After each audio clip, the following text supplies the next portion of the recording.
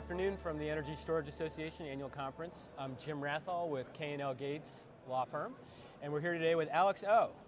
Alex is the Chief Technology Officer at NEXTracker, and he's here to talk with us about some of the really exciting new developments there in energy storage, and we'll get into use cases, market opportunities, and where things are heading in the future. So welcome, Alex. Yeah, appreciate you for having me. Absolutely. Why don't we dive right in and tell us what's new, what's been happening, what's coming out from NEXTracker? Absolutely. The last 2 years, we're trying to build off of the current NEXTracker platform, which is the physical single axis trackers. We have deployed more than 6 gigawatts of contracted and units in the field, and we're leveraging now that for energy storage. We've built a portfolio in the past 2 years.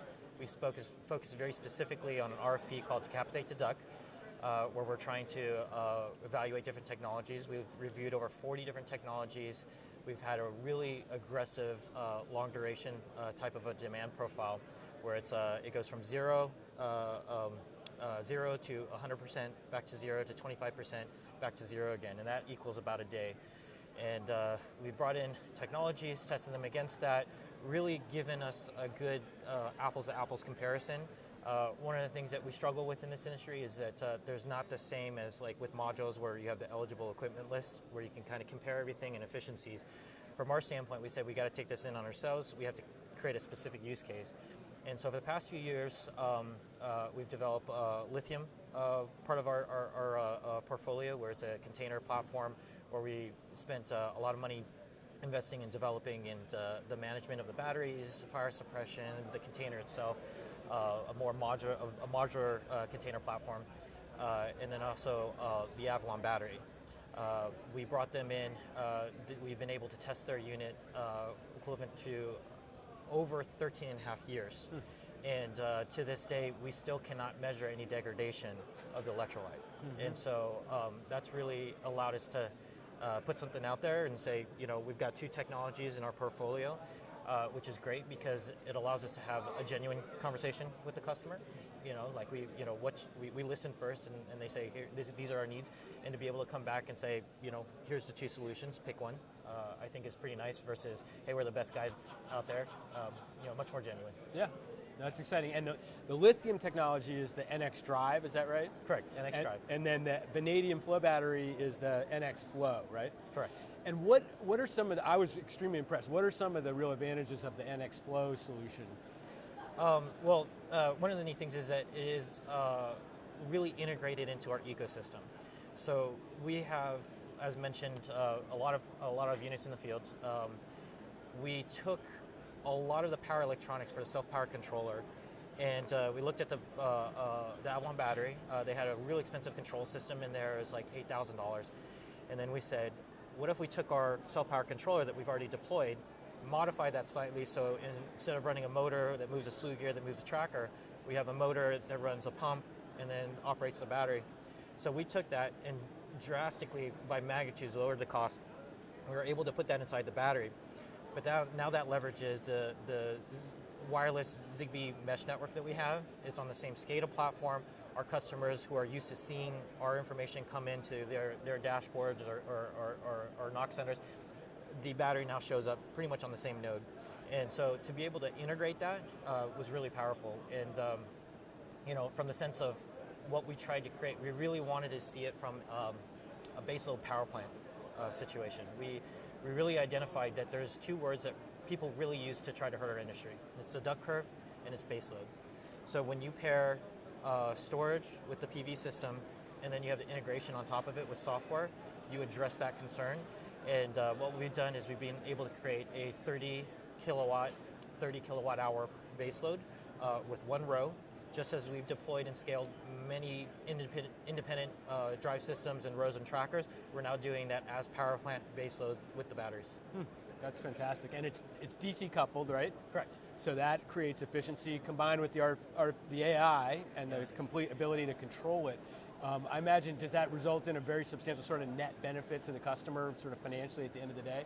Yeah, correct. So you hit on 2 points. The first one, being DC coupled is really important, okay? A very powerful trend right now is bifacial modules. Yep.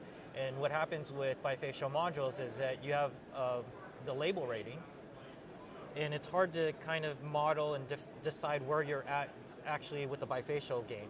Okay, so people are really kind of struggling with that right now. So what typically happens is that on your DC to AC ratio, you're actually going to clip and lose that. But now that we're DC coupled, all that goes into the battery. So this DC coupled power plant is actually really good for bifacials and the trends that go in that direction. To the point of AI, NEXTracker acquired a company called Brightbox about 2 years ago. Really, I mean, this is where all the buzzwords are, AI, machine learning and stuff like that. And what it was a very conscious effort from NEXTracker to say that we have over 8 gigawatts worth of fleet data right now. People are really struggling with the difference between having data and having the analytics on top of it. And having this team join us has really been able to tell us the story. It allows us to do predictive analytics on O&M, or we can identify something that's going to happen before it happens. I can see, I can identify a failure mode and see 3 months before something happens, and we can communicate with our asset owners and our partners to say, hey, here's a part. You probably have about 3 months before you need to go replace something, so do it on your own time and schedule.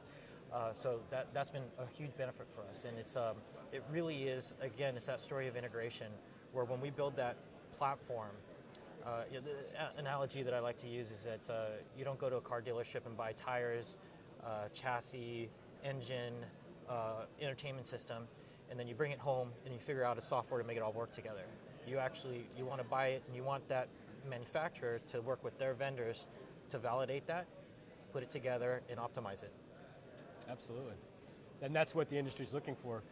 The other thing that really impressed me is getting into the safety and durability side of the underlying chemistry.